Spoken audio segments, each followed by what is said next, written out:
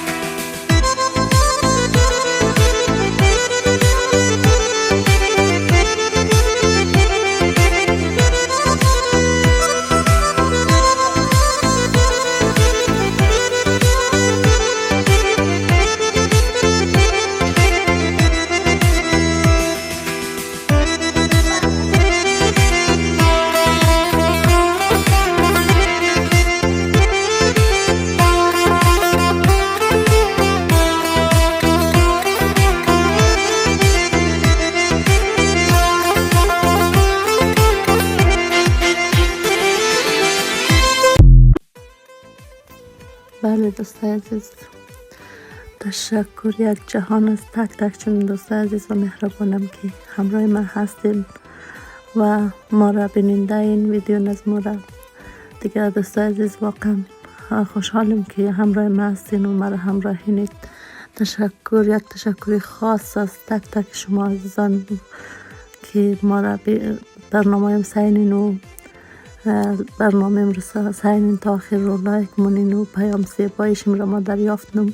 تشکر، یک دنیا تشکر از همگیشم دوستای عزیز. تا آخر از ویدیو را همراه از ما بوده باشین و از ویدیو خوشم آمده شد. دیگه خداوند یار و نگهدارشم دوستای عزیز.